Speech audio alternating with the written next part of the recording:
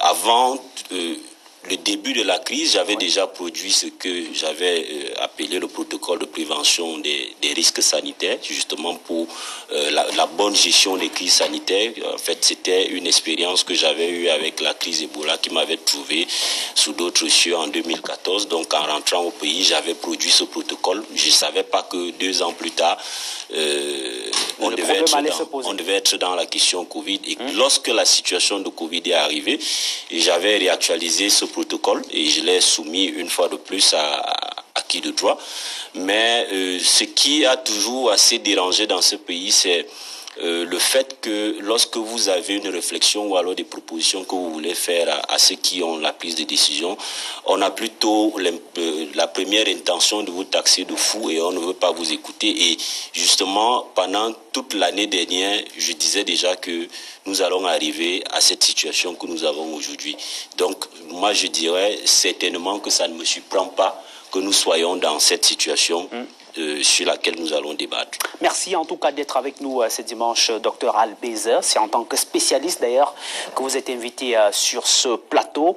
Deuxième invité également sur le plateau du club d'élite de ce dimanche. Lui, c'est un habitué également, le professeur Jean Baïbek. Professeur, bonjour. Bonjour Bruno. Merci d'avoir accepté notre invitation. Mais de rien. Non, la question est importante. C'est ça que fait que je suis une semaine après, parce qu'en général, j'espace quelques semaines avant de revenir. La question aussi fondamentale, que l'un des problèmes fondamentaux qu'elle va poser, c'est lui de la propriété individuelle, que nous avons le droit de gérer comme nous voulons, et de la propriété communautaire. Ça commence en famille. Il faut que les gens comprennent que quand un père de famille arrive avec le salaire que l'État a décidé à travers les lois, que son employeur lui donne n'est pas sa propriété personnelle. C'est la propriété d'une famille. Mais là-dedans, il y a une part qui sera son argent de poche. C'est avec elle qu'il peut boire les bières et jouer d'amis. Mais pour le reste, la ration, le loyer, l'eau, l'électricité, la santé, l'éducation, il ne doit pas y toucher. Il ne peut pas toucher à l'argent, la ration, parce que les amis ou bien les frères du village sont arrivés. Non, ce n'est pas pour lui. C'est pour madame, les enfants et lui. Et cela pose le problème de la bonne gestion. Au village, on a quelque chose de commun que tout le monde connaît. Le ruisseau dans lequel on va se laver, où la source on puise l'eau, c'est pour tout le village. Tu ne peux pas faire ce que tu veux là-bas. Et au niveau des États, nous avons donc la propriété communale, la propriété régionale bientôt, et la propriété de l'État, en particulier les fonds de l'État. Il faut éduquer les enfants, et tous les compatriotes doivent comprendre, y compris les gestionnaires de crédit, que les crédits qu'on t'a donnés ne sont pas ta propriété. C'est la propriété de l'État, c'est-à-dire de tous les Camerounais. C'est comme une agence immobilière. Tu es là simplement pour gérer l'immeuble d'une famille. Tu n'es pas ta propriété de l'immeuble. Et donc, c'est ça le principe général. Il ne faut pas que le ministre croie que quand on a donné des milliards, il doit faire ce qu'il veut, même quand c'est les 4-9. On va y revenir tout à l'heure, professeur. Ouais, c'est ça le principe fondamental. D'accord. Et la conséquence, lorsqu'on ne respecte pas ce principe fondamental, voilà ce qui va arriver. Parce que l'État va les broyer. On va y revenir tout à l'heure, professeur, même si certains ont estimé sur les réseaux sociaux que vous êtes trop présent sur les plateaux de Vision 4 et que vous serez devenu consultant. Je dois être clair. Je ne suis pas consultant de Vision 4. Je ne marche pas à Vision 4. Aujourd'hui, je suis revenu simplement parce que la question est trop grave. Je reviens une semaine après. C'est un reproche que mes propres enfants m'ont fait à la maison. Les UPCistes pire. Non, je ne marche pas à Vision 4. Et je ne me crois pas capable de marcher parce que, ce n'est pas mon métier. Deuxièmement, je suis quelqu'un de trop pris. En tout cas, cela ne nous dérangerait pas que vous soyez consultant à Vision 4. Peut-être qu'on va voir les termes moi, de votre expertise. Je dois faire la recherche avant de parler. Et dans la semaine, je cherche encore le temps que j'aurai. Mais tout à l'heure, vous avez un gros calibre, Dieu donné, moi je respecte. Vous pouvez toujours être consultant en matière de questions de santé. Il vous suffit, gérer l'eau bien. Il est bien géré, en tout cas, il ne se plaint pas. Et cela nous permet justement de recevoir sur le plateau de Club d'élite de ce dimanche notre consultant maison, économiste également. Il a d'ailleurs fait beaucoup de sorties sur le cadre de la gestion des fonds Covid. Docteur Dieudonné Somba, bonjour et bienvenue. Bonjour à tous nos fidèles téléspectateurs. J'espère que cela ne vous a pas titillé un peu de savoir que peut-être qu'il pourrait y avoir un deuxième consultant. Non, moi j'aimerais même que nous soyons tous ici consultants. Parce que nous avons des missions de pédagogie. les Camerounais, parce qu'ils ne sont pas suffisamment formés, ils vont dans tous les sens. Vous savez très bien que je suis très actif, notamment dans les réseaux sociaux, notamment en Facebook, parce que on n'a pas toujours l'espace dans les médias classiques de présenter les faits. J'ai fait un article récemment, en lien avec d'ailleurs cet événement, sur la crise économique qui est revenue et l'ajustement structurel, parce que tout ça là, ça présage de l'ajustement structurel.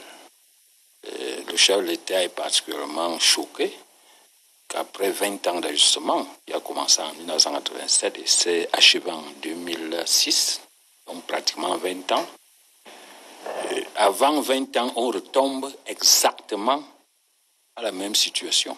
Et donc, des gens vont payer. Les gens vont payer. On ne peut plus lâcher, quoi. Ce n'est plus parce que avant, là, on pouvait jouer. Mais maintenant, le FMI est là.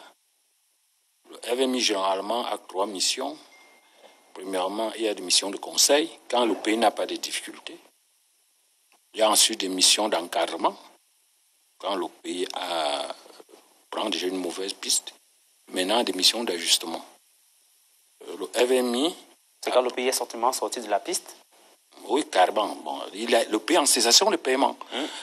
En 1900... C'est ce que je vais en venir, professeur. Le Cameroun sort de l'ajustement structurel avec l'atteinte du point d'échauffement en 2006. Ça veut dire que normalement, le pays avait été sorti de la crise. En 2006, de 2007 à 2017, le FMI n'était ici que sous forme de conseillers. C'est-à-dire, c'est des gens, des experts du FMI que nous payons, le Cameroun paye. Parce que ils sont là pour nous aider à mener des politiques publiques. Mais à partir de 2017, le FMI a changé et est rentré dans ses missions d'encadrement. C'est-à-dire qu'on a constaté que le pays allait vraiment à volo. Et maintenant, en 2021, nous sommes dans la phase d'ajustement. Ça veut dire que, techniquement parlant, nous sommes pratiquement en cessation de paiement, puisque les euros, bon, hors arrivent à échéance, on ne peut pas les payer. On y revient tout à l'heure, docteur, rassurez-vous, sur la question. Lui, il nous vient de Douala, c'est peut-être sa grande première sur le plateau du club d'élite, du moins ça avec moi. Il est avocat au barreau du Cameroun, conseiller juridique du SDF pour la région du littoral, maître Achille Lejo. Bonjour et merci d'avoir fait le déplacement pour honorer de votre présence ce matin sur le plateau du Club d'élite. Bonjour mon cher Bruno, bonjour au panel. Bonjour également à tous les fidèles de cette tribune qui nous regardent. Salutations militantes à tous mes camarades combattants SDF. Je suis dans la capitale politique. Je profite également pour adresser mes salutations militantes au président national, le chairman John Fundi. Le SDF se sent honoré de votre invitation, car voyez-vous, la problématique du jour met encore le SDF au centre des événements et il ne faudrait pas avoir la fine bouche de le reconnaître. Les fameuses sorties de l'honorable Nietzsche. Justement, personnellement, quand je dois prendre la parole sur le Covid-Gate, je lui adresse d'abord des félicitations pour le combat abattu, car à l'orée de ces dénonciations, beaucoup le taxaient comme un député populiste. Et au jour d'aujourd'hui, à ce jour, permettez le pléonasme, à ce jour, les faits lui donnent raison. Les faits lui donnent raison. On se rend compte que au Cameroun aujourd'hui, l'unité du vol, c'est le milliard. Merci en tout cas, maître, d'être avec nous sur ce plateau. Parti d'opposition. Je dois féliciter Nietzsche. Merci publiquement. D'accord. C'est ça le rôle d'un opposant, de critiquer. De critiquer. Il critique. Pour critiquer, ça va. On comprend qu'il a... dénoncé, de critiquer. Critiquer, arrêtons, on doit critiquer. Honorable, permettez que je vous présente. Je ne vous ai pas encore reçu officiellement sur le plateau. Je vous reçois donc... C'est eux qui ont commencé. Je vous reçois donc, honorable Samuel Motte, député pour le Rassemblement démocratique du peuple camerounais national. Bonjour et bienvenue. Bruno, c'est une grande première avec vous. Et c'est toujours un plaisir pour moi de revenir sur ce plateau, même s'il me faut faire 300 km pour cela. Je rappelle que vous également sortez de Douala pour répondre de votre présence sur ce plateau. Sixième et dernier invité, il nous vient...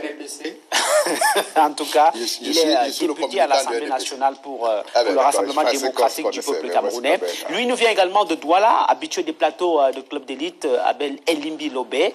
Bonjour. Bonjour. Et merci de m'associer. En principe, je ne devrais pas venir. C'est parce que j'avais donné ma parole. Pourquoi? Parce que je suis endeuillé. Mon sœur aînée est décédée et j'ai suspendu la participation au débat jusqu'au 12, la date de ses obsèques. Toutes nos condoléances. Mon épouse a dû me rappeler que j'ai oublié de vous dire cela. Et j'ai donc dû venir. En même temps, pour me réjouir de ce que ceux qui appelaient les Vision 4, télévision des 1000 collines, acceptent maintenant de venir parler ici. Ils étaient assis à Douala dans la chaîne bleue qui leur est ouverte du matin jusqu'au soir. Ils racontaient n'importe quoi et considéraient que comme Vision 4 faisait le contrepoids dans la manipulation de l'information et de l'opinion, on vous a taxé de télévision de 1000 collines. Maintenant, ils viennent parler ici. C'est bien. Ils se sont rendus compte. Vous voulez parler de qui Je parle de lui. Mais non. Je parle des gens du SDF. Mais non. Et je parle de l'autre clique de l'opposition. On va respecter la ligne éditoriale. C'est vous qui avez demandé. Permettez. Sauf que vous êtes sur mon plateau. On va respecter la ligne éditoriale de la chaîne bleue. On va respecter les prises de position des partis politiques. C'est pour dire que Vision 4 est enfin admis par tout le monde comme une bonne télévision dans laquelle il faut venir parler. Merci. C'est bien. Merci Elimbi Lobé. Merci Elimbi Lobé. Je remarque que ce dimanche, vous avez votre Bible enfin. Vous avez pensé à la Bible ce matin. J'espère que la Bible va nous servir quelques versets aujourd'hui qui permettent à ce qu'on puisse mieux gérer la fortune publique. La Bible parle de l'enrichissement. D'accord. Qu'à cela ne tienne, à tous les moyens, à tout prix. Qu'à cela le tienne, le décor étant planté, je préfère déjà vous dire avance que je voudrais qu'on respecte les positions politiques des uns et des autres, qu'on respecte la ligne éditoriale des autres médias. Nous travaillons tous pour la même cause et Vision 4 a toujours laissé ses portes ouvertes pour tous les Camerounais qui veulent s'exprimer sur nos antennes. Qu'à cela ne tienne, je vais d'abord vous présenter à présent le meilleur des tabloïds sur les médias camerounais. Non, j'ai déjà accueilli le prof. On va donc prendre la première articulation de cette émission. C'est bien sûr l'arrêt kiosque que signe ce matin Florent Marconfianzanga.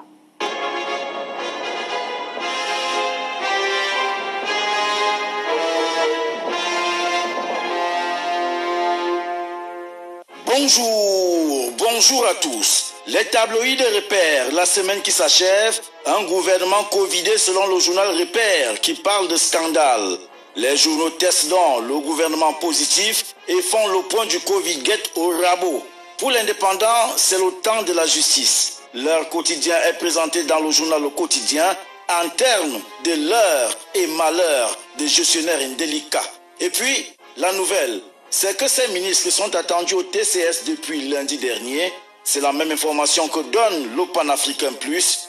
Et Singang, pour sa part, nous dit que le rapport de la Chambre des comptes présente un taux de criminalité du ministère de la Santé publique qui se précise, alors que le Télégramme, lui, indique que Luc Magloire Bargatangana est en difficulté au TCS. Mais Moussala Hebdo se veut plus tranchant et réveille l'urgence du retour de l'opération Épervier. Une question pourtant demeure, et c'est le quotidien Émergence qui la pose au président de la République. Détournement des deniers publics, pourquoi Paul Biya a-t-il laissé faire? Soit. Restons dans les finances avec l'accord qui se mijote entre le Fonds monétaire international et le Cameroun proposé par mutation.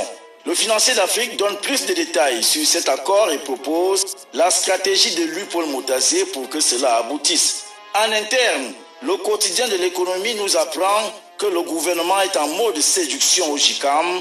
le Premier ministre a tenu une séance de travail avec les hommes d'affaires au cours de laquelle il les a exhortés à investir dans les régions sinistrées du nord-ouest et du sud-ouest. Le journal Émergence, dans la suite, présente en contrepartie ce que le JICAM attend de ce partenariat public-privé. N'oublions pas que cette semaine était semaine de fête tout de même. Cameroun Tribune nous offre notre trésor national qu'est l'unité, même si l'essentiel place le péril au centre de cette unité nationale pour ce 20 mai 2021. Sur toute autre chose, le journal L'Anecdote fustige l'absentéisme dans la fonction publique et nous dit que le président de la République est très énervé, comme Human Rights Watch, qui est au crous de Maurice Kamto, selon la République Presse, qui voit planer le spectre d'un procès sur la tête du leader du MRC. Dans le Nord, c'est l'Œil du Sahel qui nous informe que 21 personnes ont été enlevées à Touboro en 30 jours seulement.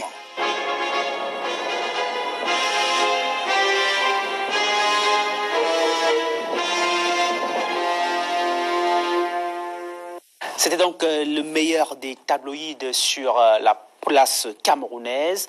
Vous l'avez bien remarqué que la plupart des titres ont beaucoup plus traité de cette question de la pandémie du Covid-19, question relative à la gestion des fonds. Et on sait que le rapport d'audit sur l'utilisation des fonds Covid-19, notamment le fonds spécial de solidarité nationale, a été rendu public cette semaine par la Chambre des comptes de la Cour suprême et a permis justement aux Camerounais d'avoir les premières précisions sur la gestion des 180 milliards de francs CFA de ce compte d'affectation créé par le président de la République du Cameroun, son Excellence Paul Biya, pour riposter contre la pandémie du Covid-19. Un rapport qui a défrayé la chronique au Cameroun. Dieudonné Somba, en tant que spécialiste de l'économie, quelle est l'appréciation que vous faites de ce rapport rendu public par la Chambre des comptes? Pour quelqu'un qui sait comment le pays fonctionne, c'est un rapport qui n'a que des évidences. Parce que aujourd'hui, ça se dévoile, mais c'est comme ça que le système fonctionne depuis longtemps. Et c'est comme ça qu'il a toujours fonctionné. Ce que vous voyez là, c'est la face visible de l'iceberg. C'est comme ça. Mais il faut dire que cet événement arrive dans un contexte très particulier. D'abord, c'est un contexte marqué par une crise économique qui, en fait, s'ouvre. Un programme d'ajustement qui s'ouvre. Il y a le contexte de la succession, où les gens trouvent des occasions pour se constituer des butins de guerre, parce que tout cet argent-là, on se demande là où il va. En fait, c'est des gens qui prennent l'argent pour se constituer des arguments pour la succession. Est-ce que c'est nouveau, le détournement des deniers publics? Est-ce que c'est nouveau? Ils gagnent l'argent pour acheter les armes avec lesquelles ils vont déclarer la guerre le jour où le président n'est pas là. Professeur, bien pour que le citoyen comprenne. Vous l'avez dit. On revient à vous tout à l'heure. Il y a le contexte de l'extrême centralisation des ressources qui fait que quand un argent arrive comme ça, c'est quelques mains qui le gèrent à leur guise. Et enfin le contexte des périphériques qui permettra, c'est une répression sélective des infractions, qui permettra certainement d'éliminer les têtes dangereuses, parce que les têtes qu'on va estimer très dangereuses. Ouais, donc nous avons une pratique traditionnelle, ordinaire de notre administration, de notre gouvernement, parce que c'est comme ça qu'ils se comportent tous les jours. Malheureusement pour eux, l'argent vient du FMI, des partenaires extérieurs qui, eux, réclament la visibilité et menacent. Le pays entre dans un pays qui est déjà pratiquement en situation de paiement. Nous sommes incapables de régler nos achats extérieurs. Et il est obligé de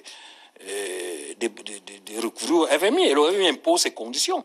La première condition, c'est d'abord avoir une clarification sur les ressources. Et il y a une deuxième condition que les gens ne savent pas, c'est la révision du budget.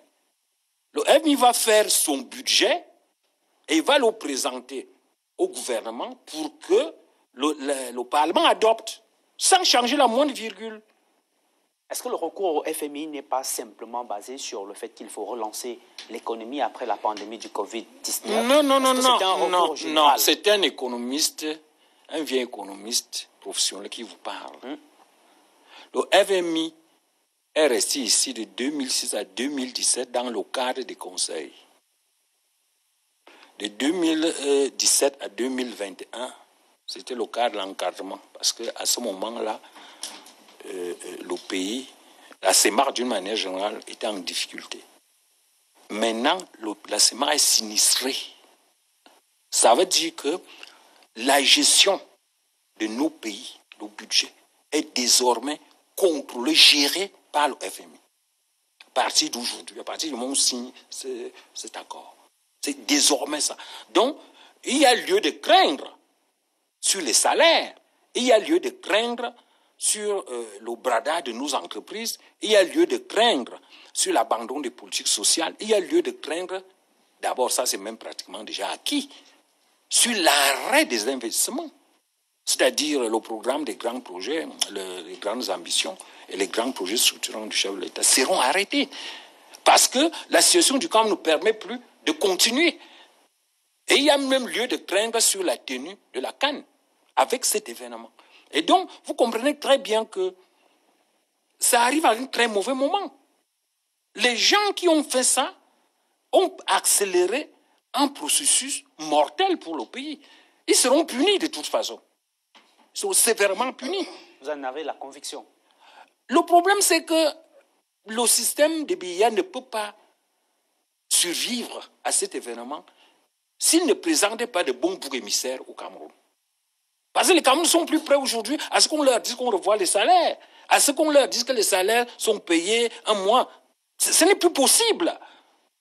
Donc, le régime a besoin des boucs émissaires.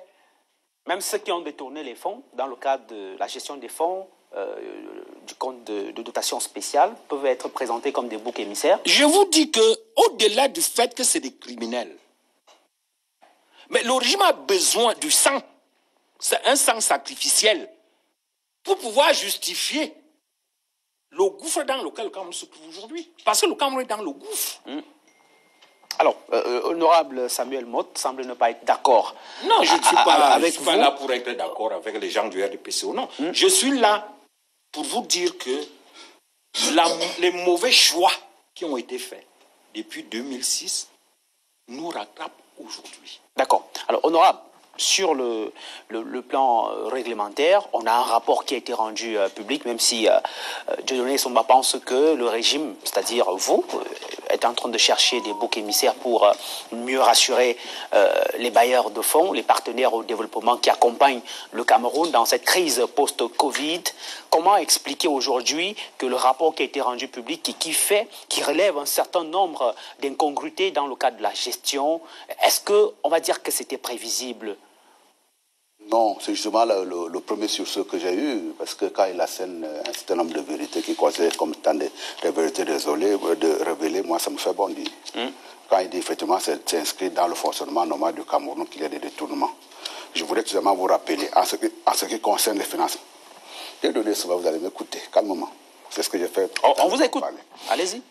Dans le cadre des financements extérieurs au Cameroun, et c'est pratiquement une pratique qui est universelle aujourd'hui, lorsque les financements vous sont alloués, notamment les financements qui sont des financements spécifiques, on le met toujours dans le cadre d'un projet, et avec en ligne de fond de dire effectivement dans le cadre de l'exécution de ce projet-là, pour qu'il n'y ait pas un mélange de gens, pour qu'on dise par exemple quand on a dit qu'on va financer le Covid, qu'on a financé les salaires des fonctionnaires, on le met notamment dans le cadre d'un projet, et on vous demande de rendre compte tout le temps. Alors, les 180 milliards n'ont pas de problème avec le fonctionnement, pas de rapport avec le fonctionnement de l'État du Cameroun. Ça n'a rien à voir. Et si m'inscrit dans la logique que vient d'être décrite tout à l'heure par Dieudonné Somba, c'est de dire que tous les projets qui sont financés par les bailleurs de fonds aujourd'hui, la BAD, la Banque mondiale, le FMI, c'était des projets qui seraient fermés. Parce qu'en matière, justement, de, comment dirais-je, en matière notamment de perte de financement, en matière notamment de ce qui est décrit aujourd'hui dans le cadre de détournement des deniers publics, c'est le thème qui m'échappait, il est évident que dans le cadre d'un projet, quel qu'il soit, de quelle envergure qu'il soit, à partir du moment où on a constaté des détournements des deniers publics, la Banque mondiale, la BAD, la BADEA, le FMI, toutes les institutions financières internationales vous demanderont d'abord soit vous remboursez, soit on ferme le projet. Donc ce n'est pas une récurrence parce que au-delà de ce projet-là que nous sommes en train de gérer aujourd'hui, il y a bien d'autres projets qui nous rendent des services aujourd'hui. Donc je voudrais vraiment m'inscrire en faux par rapport à cela. Maintenant, ma question. Pardon? Pour revenir à ma question. Non, maintenant... Donc c'est la situation. Covid, vous remboursez, vous payez. Ce sera ça, effectivement. Ce sera le dilemme. Okay. Mais maintenant, les enjambements... Ça veut dire que vous avez détourné le Covid. Oh là. Vous l'assumez avant la question. Déjà, premièrement, professeur, je suis là en ma qualité de communicant de RDPC. Je ne me sens en moins concerné par un certain détournement qui serait opéré par un agent public. Mais vous êtes là pour apporter... je suis là pour apporter également... Je suis là pour apporter le départ de Pruquet, notamment pour donner la charge à des données Isoba qui, par moment, a un certain nombre de vérités que je ne partage pas.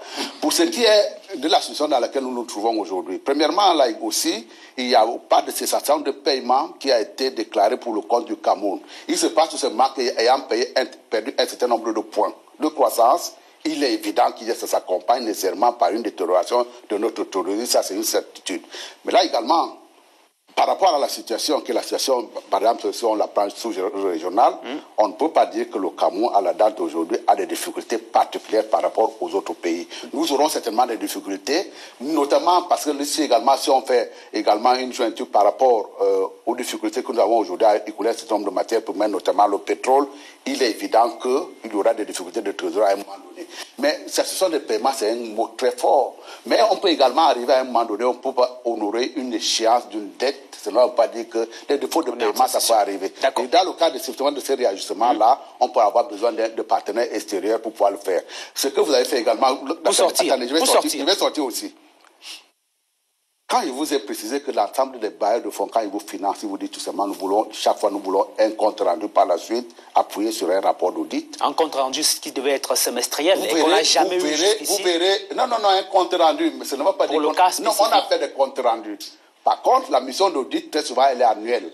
La mission d'audit est annuelle. Donc, on attendait que de l'année pour pouvoir lancer un audit. Le compte rendu a été fait. Mais là également, je voudrais insister sur ce problème-là parce que vous avez vu tout à l'heure encensé Jean-Michel Nieteux, embrayé par cela par le professeur pour pouvoir dire qu'il est là dans son rôle de critique. Lorsque vous regardez même le cadre conceptuel de ce fonds spécial, il est dit depuis le 23 juin, à travers l'ordonnance du président de la République, à cela appuyé par le décret du Premier ministre et aussi par la circulaire du ministre des Finances, que de toutes les façons, on fera un audit.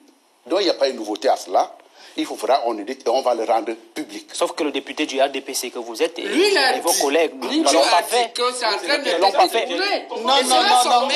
Non. Pourquoi vous s'il vous plaît, le débat ne fait pas le détournement. La seule chose que j'ai voulu préciser, c'est de pas dire, c'est d'éviter de dire c'est grâce à Nietzsche qu'on... Merci pour la précision. S'il vous plaît. Nietzsche a dit que le détournement a commencé. Vous accordez. Jean-Michel Nietzsche l'a dit. Et c'est son mérite. Le rapport, on vous a donné, qu'en avez-vous fait? S'il vous plaît, le débat ne tourne pas... fait depuis le rapport, effectivement, plus honorable. Non, honorable. Le débat ne tourne pas autour de Jean-Michel Nietzsche. On a planté le décor, permettez qu'on soit dans les échanges. Docteur Albert Zeu, 23 ministères se sont partagés 128 milliards de francs CFA de dotation, soit 71% des 180 milliards de la dotation globale. Seuls 19 ministères ont répondu à la demande d'information de septembre 2020 adressée par la Cour des comptes. Les magistrats ont fait un inventaire des irrégularités et justement, ils ont recensé 30 fautes de gestion. Comment expliquer que l'argent destiné pour lutter contre une pandémie qu'on appelle le Covid-19 se retrouve détourné? 30 fautes de gestion, est-ce que ce n'est pas assez grave? Vous qui avez décrié depuis un certain moment la gestion des fonds alloués à cette pandémie. Alors, je dirais, comme je disais au départ, que je ne suis pas surpris de ce qui arrive parce que depuis un an, je tirais déjà la sonnette pour dire que nous avons une habitude. Moi, je ne vais pas dans le cadre d'appeler ça détournement, mais je crois que c'est généralement un peu assimilé à des hors-sujets. Je le dis pourquoi? Parce que quand vous regardez le fonctionnement, je parle ici uniquement des questions de santé parce que c'est là où mon expertise est logée. Lorsque vous regardez par exemple le fonctionnement de tout notre système de santé, vous allez voir que on a cette estimation qui a été faite et qui est publique, qu'on a 90% du budget alloué à la santé qui va dans des questions autres que la santé. Donc c'est vérifiable. Et en fait, c'est une décision ou alors c'est une erreur qui se propage en quelque sorte dans tous les autres projets. Parce que j'ai suivi, par exemple, l'honorable dit que les projets sont suffisamment bien ficelés. S'il y avait un problème, on devait les faire.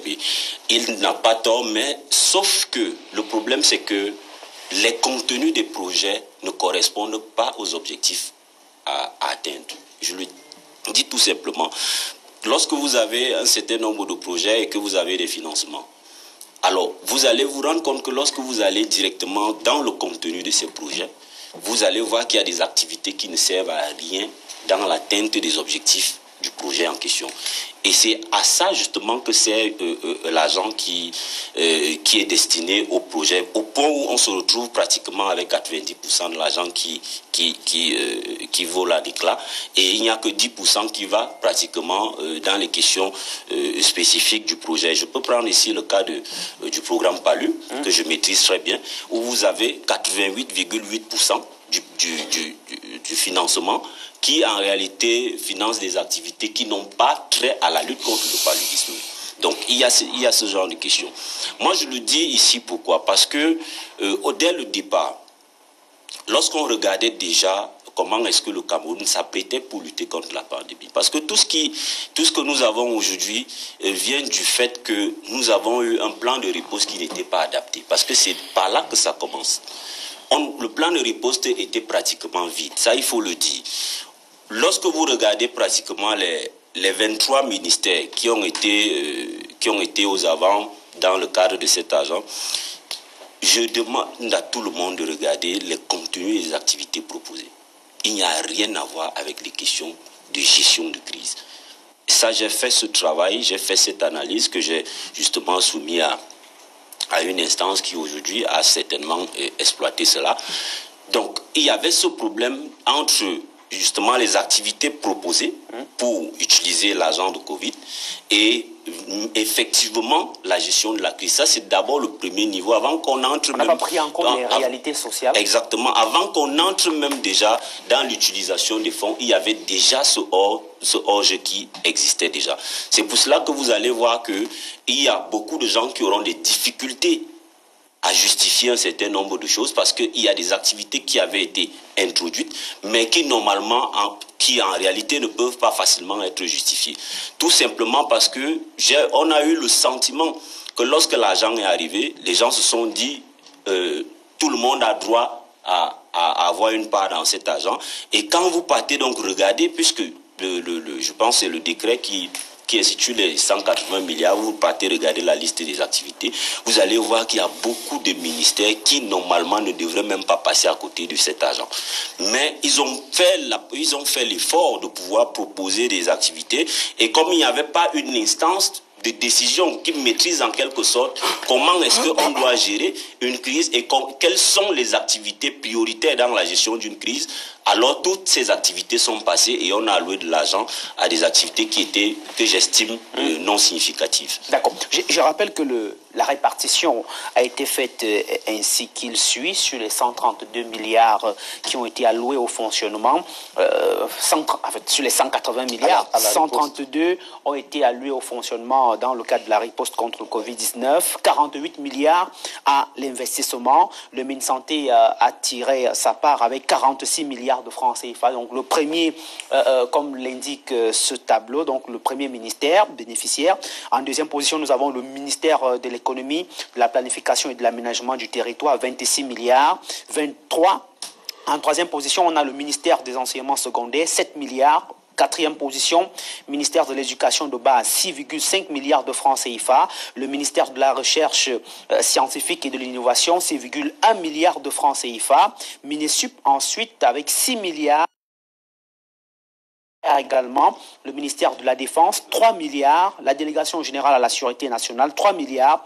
Et puis on a le ministère de la décentralisation qui a eu 2,5 milliards de francs CFA. Professeur Jean Baïbek. Pourquoi on met les noms devant les ministères? Professeur, les noms?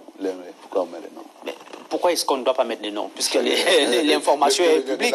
En 2020, professeur Jean Baïbek, le Cameroun a acquis 1 556 000 tests de dépistage du Covid-19 d'un coût total de 25,8 milliards de francs CFA, selon la synthèse de la Chambre de la Cour des comptes du premier rapport d'audit. Ce matériel a été surfacturé à 14 milliards de francs CFA. Et du coup, il y a un débat sur la place publique. Certains parlent du prix du test Covid qui a été homologué et validé par le ministère. On parle de 17 500 l'unité qui aurait été vendue au gouvernement, alors qu'en réalité, il devrait être compris, le prix devrait être compris entre 8 000 et 9 000 francs CFA. Avant de répondre à cette question, il faut essayer d'expliquer d'abord au Cameroun comment l'État fonctionne en matière de prix. L'État a 3 règles pour fixer le prix quand il va acheter quelque chose. La première règle, c'est qu'il va mettre plusieurs entreprises en concurrence. C'est l'appel d'offres. Et il prendra le moins 10 ans. La deuxième règle, c'est que s'il n'y a pas concurrence, comme dans ce qu'on appelle les 4-9 là-dehors, comme il n'y a pas concurrence et que l'accord se signe de gré à gré, vous devez appliquer les prix qui sont dans un livre que l'État a déjà prévu. Là-bas, la bouteille, si coûte 100 francs, ça s'appelle la mercuriale. C'est ce prix-là que vous appliquez tout comme maximum. Pas moi. Et la troisième chose, c'est que s'il n'y a pas concurrence, s'il n'y a pas référence à la mercuriale, l'État demande au ministère du Commerce qu'il y a les fonctionnaires qui savent comment on construit un prix. Un prix n'est pas quelque chose qui tombe du ciel. On le construit, cette bouteille d'eau a le prix du plastique qui fabrique la bouteille. Le prix de la bouteille, fabrication de la bouteille, le prix de fabrication, et puis le prix de l'eau qui est dedans, et le prix du transport. Ils savent, ils ont été formés pour ça. Ils sont bien formés. Vous leur demandez, ils vous donnent un prix homologue. Ici, c'était le cas. C'est ça que la Cour des comptes dit. La Cour des comptes dit que les gens du ministère de la Santé, n'ayant pas trouvé le prix du Covid, et l'avocat a dit tout à l'heure, le Covid n'était pas encore arrivé, donc on ne sait pas très bien. Mais les gars du ministère du Commerce ont donc construit le prix. Ils ont dit au ministère de la Santé, à l'équipe du 20 mai, que le ministre a créé là-bas pour contrôler les fournisseurs. Les gens du ministère du Commerce ont répondu que un ensemble de 25 tests doit coûter 17 500, ce qui revient à 700 francs le test. Le problème, c'est que cette équipe-là, ou son chef, ou en tout cas celui qui a présenté les factures au ministre de la Santé, n'avait pas la bonne information? Non. Il a accepté le test, non pas à 700 francs, mais à 17 500 francs. C'est lui le tricheur. Il faut que les gens comprennent, si nous tous, on est susceptibles d'avoir demain ou après-demain, à faire une fourniture de l'État, soit dans la mairie, soit au niveau de la région, soit au niveau des démembrements de l'État. Il faut savoir qu'il y a une façon de faire le prix. Et donc, c'était la responsabilité de cette entreprise de vérifier ce que le ministère du Commerce a dit. Si elle rate, il y a une deuxième barrière. Les gens qui apportent le dossier de signature au secrétaire d'État pour signer, puisque le ministre dit que lui, il n'a rien fait, il était de donner le prêt, il l'a donné au secrétaire d'État. Ok, encore on ne sait pas pourquoi. Une affaire urgente, une affaire grave, de 45 milliards dans ton ministère, pourquoi tu donnes à ton adjoint? C'est deux choses. Ou bien toi-même tu as vu ton incompétence, auquel cas tu devrais démissionner si tu es cohérent. Ou bien tu utilises la technique machiavélique de la malversation à travers un fusible. C'est-à-dire la technique que Famendo a utilisée pour me suspendre, il va utiliser le recteur. Alors que c'est lui qui veut suspendre. On connaît cette technique. Donc le ministre Malachi doit savoir que dans cette affaire, il est fortement suspect. d'avoir organisé une énorme malversation en bande organisée en utilisant le vieux secrétaire d'État que nous respectons tous. Moi, en tant qu'UPCiste, nous respectons énormément la vieille famille Ayatou, qui sont des UPCistes avec Bobo de première heure. Est-ce que ce n'est pas par alliance que vous déclarez votre... Non, je dis que moi je respecte ce vieil homme, parce que j'ai une relation personnelle avec lui. Je me souviens qu'il... Oui, là on comprend attendez, ce monsieur est le seul, dans le ministère de la Santé, nous avons eu historiquement des relations difficiles avec plein de ministres. D'accord? Le dernier était le moins mauvais. Donc vous dites qu'il n'a rien à voir, c'est ça, alors que c'est lui qui était en charge... Les médecins sont difficiles à gouverner. Alors que c'est lui qui était en charge des pandémies et des épidémies. Comment nous on est? Quand un type arrive au ministère de la Santé, il nous rappelle qu'il est docteur. Et ce qu'il ne sait pas, c'est que nous, quand tu es docteur, les gens de mon niveau demandent si tu pourrais être parmi les élèves. Parce que pour être nos élèves, tu es d'abord docteur et tu fais un concours. D'accord? Donc, c'est un ministre difficile à gouverner. Et je dis que ce ministère a été stabilisé ces dernières années grâce à ce vieil homme, ayant tout père à son âme. Parce qu'il était comme un père. Donc, si tu dis que c'est lui qui a fait, parce que c'est ça qui se dit au TS, que c'est le vieux qui a fait, nous, on ne peut pas accepter ça comme ça. Nous, les médecins. Un adjoint qui stabilise pour oui, s'il vous plaît. Les relations de travail. Je dis donc que ce que j'étais en train de dire, c'est que dans cette affaire, les papiers qu'on lui a présentés, en acceptant le prix de 1500 le test, au lieu de 700 francs le test, était la malversation organisée. Et ici, j'en appelle au TCS. Il doit interroger individuellement et simultanément tous les membres de la fameuse commission. Parce que là, la vérité va sortir. Les OPJ, s'ils sont 10, dans 10 salles, au même moment, on les cuisine tous, à commencer par leur président, y compris le ministre. C'est là la vérité va sortir. On verra pourquoi le ministre était loin. Et à ceux-là, je dois leur dire que ce que je pense, dans la vie, tout le monde peut faire une faute. Tout le monde peut faire une erreur. Et ce n'est pas ça le problème. Nous, les fondamentalistes du PC, il y a un groupe qui estime que une fois la faute reconnue, une fois la faute réparée, on peut étudier sincèrement la bonne volonté et voir comment on peut liquider le problème. C'est vrai qu'il y a un groupe qui pense que non, toutes les personnes qui ont fait la malversation, il faut les exécuter. Il y a des non, on ne va pas dire ça sur le... On va pas parler d'exécution sur le plateau. En tout cas, pour le moment, ils sont encore présumés,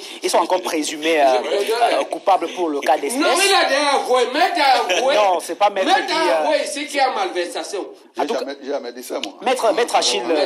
Tu as dit qu'il y a malversation, que c'est pour ça que le FMI a dit que l'État doit rembourser. En tout cas, Honorable n'est pas une juridiction compétente en la matière. C'est un représentant du parti. Non, il n'est pas une juridiction compétente. S'il vous plaît. Je suis expert comptable, je ne suis pas... D'accord. S'il vous plaît, Honorable n'a pas dit sur le plateau. En tout cas, il n'est pas compétent en fait, en la matière. Maître Achille Ledio. De 17 500 à la place de 700. D'accord. C'est-à-dire qu'on a augmenté plus de 16 000. D'accord. Et en millions. C'est pourquoi donc, une ligne budgétaire prévu de 3 milliards, devient 23 milliards. Donc 20 milliards en plus, c'est trop grave, on ne peut parler que de ça. 20 milliards, ça construit un hôpital de district bien équipé dans les 55 départements, ou 58 départements du pays. Donc ce qui s'est passé dans ce marché est d'une gravité telle que ils ne peuvent pas ne pas demander pardon au peuple camerounais, peu importe ce que le président de la République a fait. Vous croyez que le pardon seul suffit? Non, mais quand ils demanderont pardon au peuple camerounais, la deuxième chose que moi je pense que l'État doit faire là rapidement, c'est pisser tes argents et le bloquer. Parce que c'est pour 3 raisons. Laisse-moi terminer. Non. Raisons. Vous avez... Les 3 raisons. On va revenir à vous. Les 3 raisons, c'est que cet argent va aller acheter les armes pour déclarer la guerre. Donner son bataille, dit ça. Deuxième raison, cet argent va servir à corrompre les magistrats. Et troisième raison, c'est ça que les Camerounais demandent. En tout cas, vous êtes d'abord leur argent. D'accord. Et quatrième raison, l'argent n'est pas loin. quand la trappe n'est pas, une bonne partie n'est pas encore loin. D'accord, professeur Jean Parce que Baïmé. si on laisse, il aura le temps d'aller très loin. D'accord.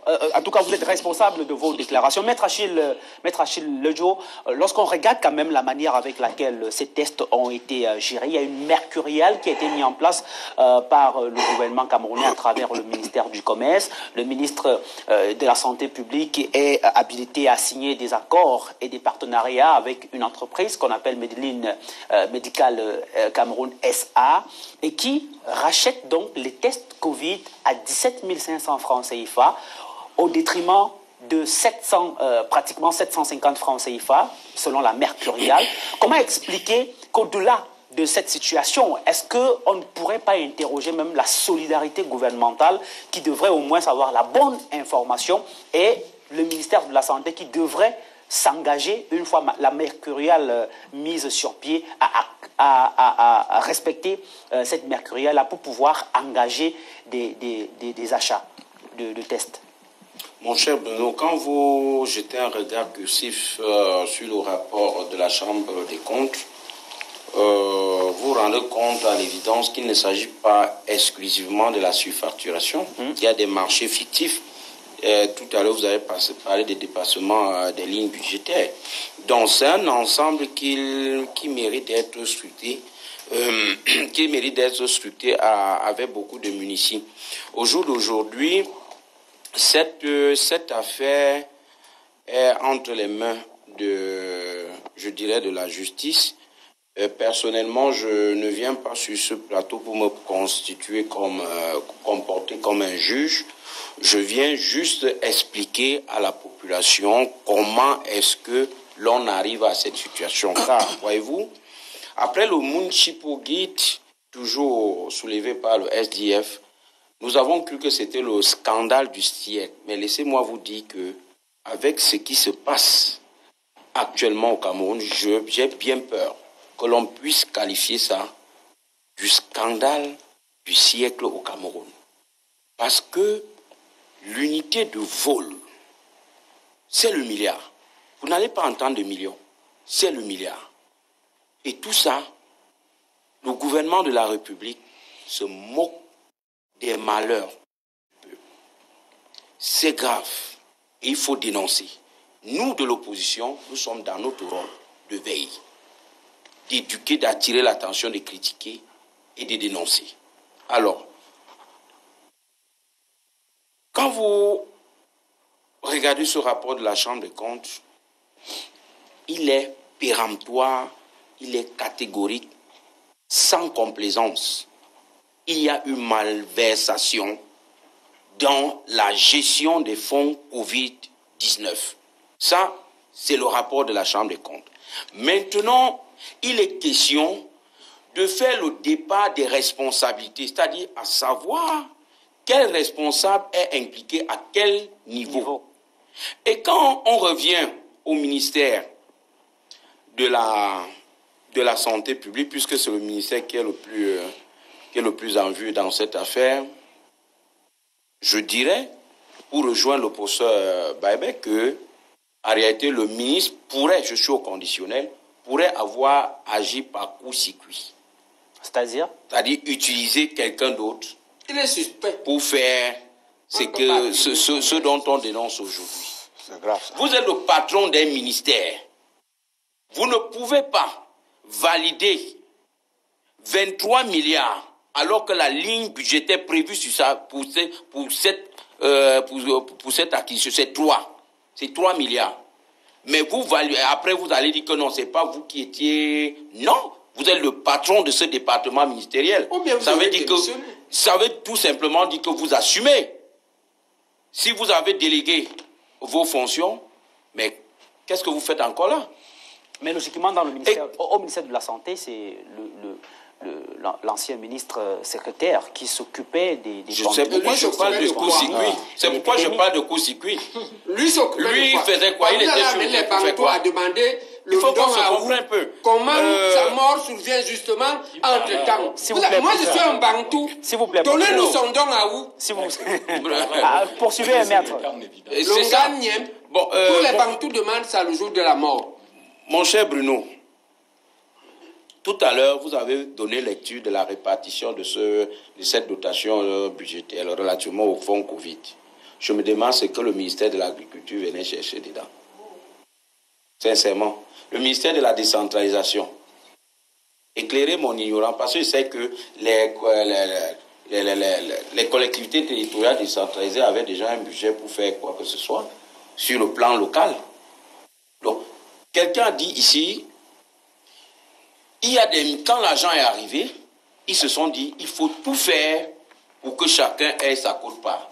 Et ils ont reparti l'argent en mettant de côté véritablement l'objectif, c'est-à-dire venir aux souffrances des Camerounais. Et quand nous disions sur d'autres plateaux de télévision que nous sommes sauvés pas par rapport à un programme de riposte du RDPC, nous sommes sauvés, c'est Dieu qui nous a sauvés de cette affaire. Ce n'est pas le gouvernement de la République. Et aujourd'hui, M. Samuel Motte ne doit pas me le contredire. L'argent qu'on vous a donné, vous le RDPC, puisque c'est vous le parti au pouvoir, l'argent qu'un bailleur de fonds vous donne pour gérer la riposte, vous mettez dans vos poches. Ça veut tout simplement dire que si le Covid là véritablement venait à s'abattre comme là-bas en Europe, nous on était tous finis sous vos yeux. Et vous allez attendre. Les médecins qui sont morts. Justement, on n'avait pas la protection individuelle. Tout ça parce que les gens se mettent plein dans les poches. On l'a pas eu. Et je rejoins encore le professeur lorsqu'il disait qu'il est temps. Le problème, ce n'est pas d'envoyer les gens en Kondengui. Ce n'est pas d'envoyer les gens en Uben. C'est de récupérer cet argent. Au moins la partie. Parce que le circuit de blanchiment de cet argent n'a pas encore tout fait ses effets. Donc cet argent est encore probablement proche de nous. Il faut au minimum gérer les et vous savez que en cette matière, je suis juriste. C'est vrai que je suis invité ici comme homme politique. Mais je vais vous dire que ces gars détournent des milliards comme ça. Ils savent que cet argent pourrait leur permettre d'acheter leur liberté ou alors de mieux vivre. Mais ils vont en tant que juriste, je voulais vous relancer.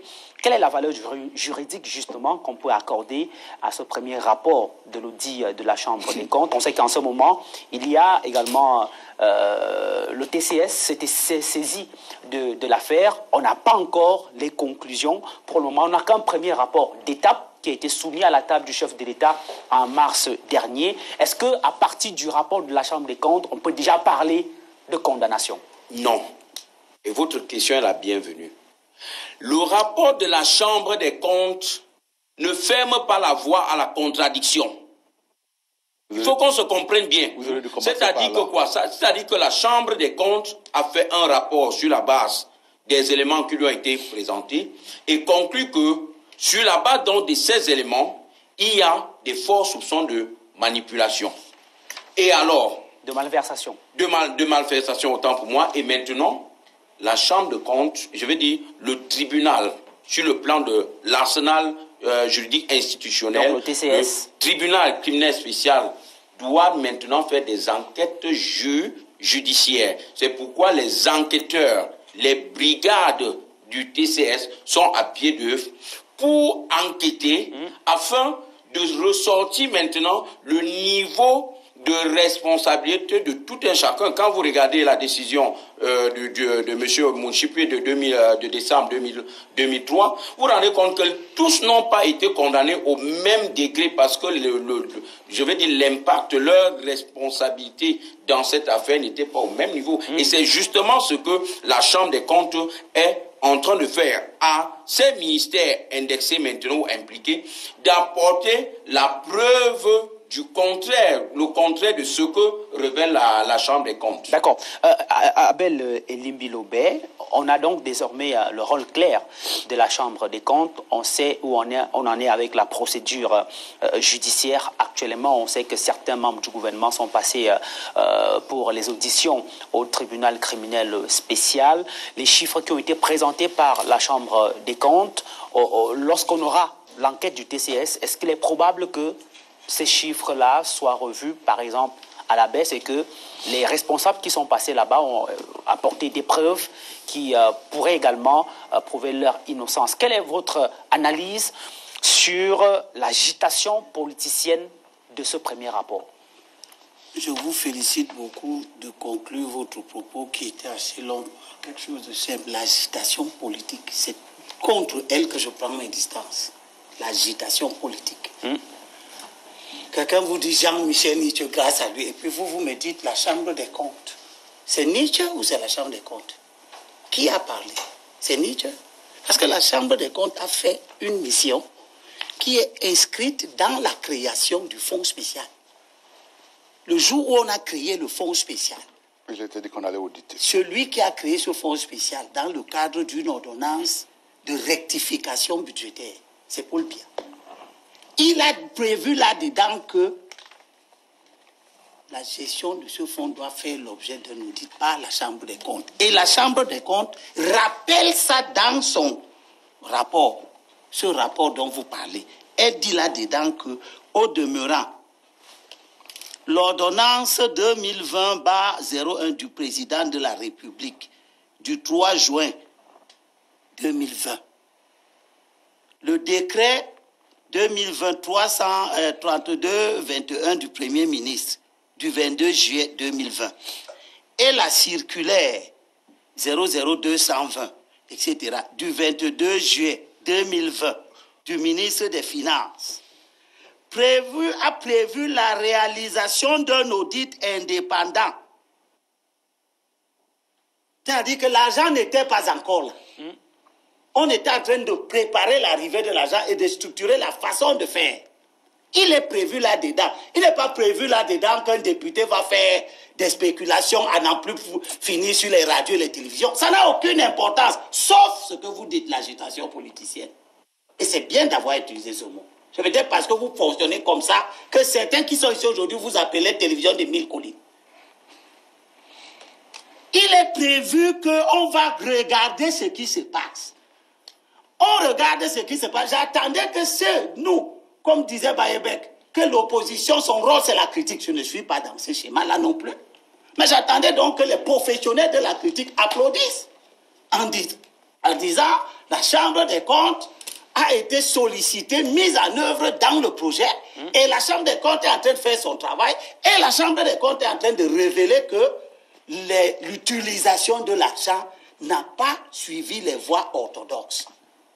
Mais au lieu de féliciter la Chambre des comptes, de féliciter le gouvernement, on félicite un député qui n'a amené aucun papier, aucune preuve de ses allégations sur une table. Et c'est ce que les gens sont en train de faire ici. On est dans un tribunal contre des ministres. On les qualifie. On n'a aucune retenue. Mais personne de vous, je n'ai vu personne ici sortir un papier relatif à cette affaire. L'affaire est devant les tribunaux. C'est pour ça que le premier président... Non, ne prends pas la parole quand ça te plaît. Ne prends pas la parole. C'est le temps de parole. Il est dans quel rôle? Il est dans son rôle. Mais ne prends pas la parole. Moi, je vous ai écouté. Il est dans son rôle. On respecte, maître. Non, maître. On respecte le temps de parole de chacun. Poursuivez Elim Bilobé. Voilà. Le premier président de la Cour suprême avait déjà parlé de l'utilisation de la liberté d'expression. Il a dit, il faut sanctionner à la hauteur de leur désinvolture ceux qui volontiers confondent, pour parler comme un auteur, la liberté de penser et la liberté de publier sa pensée. Il faut faire attention, camarades. Faisons attention. Lorsque sous le prétexte de lutter contre la corruption ou d'invoquer ou de solliciter la bonne gouvernance, on transgresse toutes les règles. Parce que nous sommes sur les plateaux de télévision. Il dit d'ailleurs, parlant de la du cyberespace, qui est en fait une télévision qu'on ne contrôle plus, il dit que le cyberespace est devenu un terrain par excellence d'une liberté de presse sans foi ni loi. Vous évoquez les noms des gens, vous parlez des montants, vous dites qu'ils ont détourné. Le détournement n'est pas une opinion. Alors pour le moment, on ne peut pas encore parler de détournement. Je suis d'accord que vous fassiez donc ce rappel à l'endroit de ceux qui usent et abusent de ce mot, de manière à ce que leur attitude prépare justement l'opinion à ne pas accepter demain ou après-demain certaines conclusions du TCS qui peuvent ne pas aller dans le sens de ce qu'on a publié d'avance. Vous n'avez aucun papier. Vous êtes à 36 000 km des dossiers. Vous avez simplement des reportages de presse, des opinions que les gens balancent à gauche et à droite. Sur ça, vous construisez un tribunal et le premier président de la Cour suprême, que la Cour suprême est garante de l'application des lois. Il dit, le cyberespace est devenu un tribunal où on juge et condamne tout le monde sans voie de recours. Pourquoi on n'a pas mis celui-ci? Pourquoi est-ce que c'est notre rôle? Il y a au ministère de la Santé un secrétariat d'État chargé des épidémies et des pandémies. Déjà, ne pas l'impliquer dans la conduite de cette mission serait une faute politique. Parce que c'est son rôle. C'est son rôle, on l'a créé pour ça. Alors, l'autre, c'est débile, lui donne tout. Alors, j'entends déjà des gens qui disent ici, c'est toi qui parles, moi je vais écouter. Non, professeur, vraiment, non, professeur. Il y a une direction des hôpitaux. Vous êtes très fiers quand on vous écoute, comment vous critiquez les autres. Pourquoi acceptez qu'on vous critique. Pourquoi il n'a pas envoyé le vieil homme parler à la télé? Déjà, ce n'est pas ton temps de parole. Tous les jours. Pourquoi le vieil homme n'est pas venu parler? Déjà, ce n'est pas ton temps de parole. Parce qu'après, on dit que lui, il était loin. Mais lui, il était seulement devant la télé. D'accord. On a déjà conclu. Il est là. Quand c'est l'argent, il se doit. Professeur, je vous reviens tout à l'heure. Pour conclure. Je ne sais pas ce que vous avez. Je ne sais pas ce que vous avez contre ce ministre. Mais j'ai l'impression que c'est un tribunal contre M. Madamouda. Non. Voilà. Il faut que ce soit clair. Personne ici, on est en train de débattre. Parce que j'ai l'impression. Oui, je me mets donc son avocat. Puisque vous vous constituez parti contre lui et je ne vois pas pourquoi vous vous constituez parti contre lui. D'accord. Je ne vois pas pourquoi. Depuis que vous parlez, il y a un effort énorme qui se dégage. Je dis, les prévaricateurs ne s'établissent pas à la télé.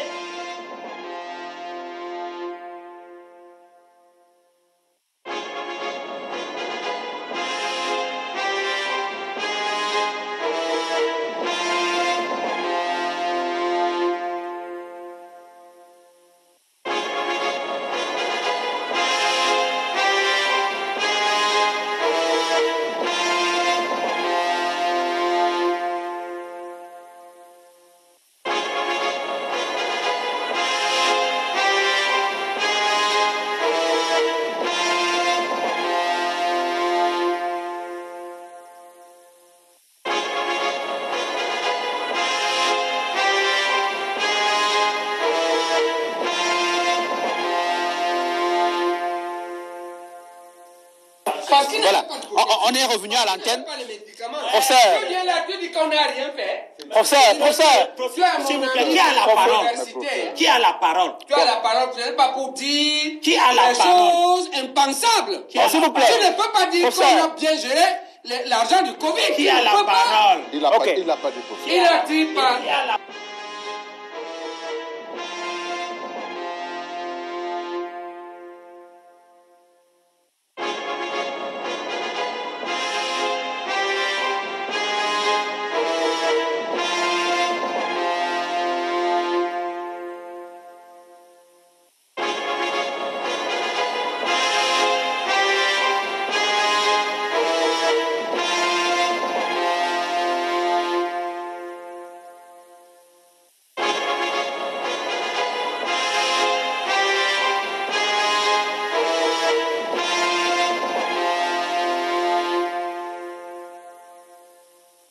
Retour sur le plateau de Club d'élite de ce dimanche. Vous avez remarqué que le plateau est un peu chaud. On était obligé de prendre une transition pour essayer de calmer les esprits et revenir.